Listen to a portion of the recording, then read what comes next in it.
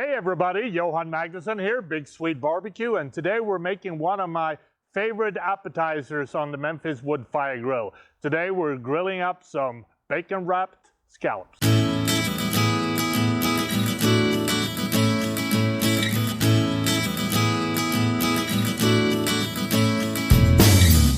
The biggest challenge you have when you cook bacon wrapped scallops is to cook the bacon well enough without overcooking the scallops. And we're going to resolve that by cooking the bacon in two steps. For the first step, we're going to heat up the Memphis Wood Fire Grill to 350 degrees, and we're going to place the bacon on the upper rack. You want to smoke it until it just begins to get a little bit golden around the edges, but still very pliable. This might take between 10 to 12 minutes. When they're ready, you want to remove them from the grill and set aside until cool enough to handle. So we're going to wait for the bacon to cool off, and we got some beautiful U10 scallops here that we kept in the fridge for about 2 hours on a paper towel just so that they will dry out. We're going to give the scallops a very light dusting of the Big Swede BBQ Badass Veggie Boost, and then we're going to carefully wrap the bacon strips around the scallops, and we're going to secure it with a metal skewer. So we have skewered the bacon wrapped scallops. We've set up the Memphis Wood Fire Grill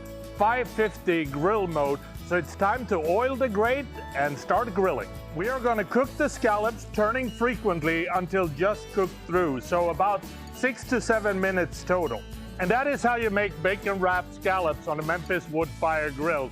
If you like this recipe, please subscribe to our YouTube channel and check out our website, www.bigswedebbq.com. And I think the only thing left is to try the scallops. Creamy, rich, you get the saltiness of the bacon, you got some herbal notes from the veggie boost. I love this recipe. Hope you like it. Happy grilling.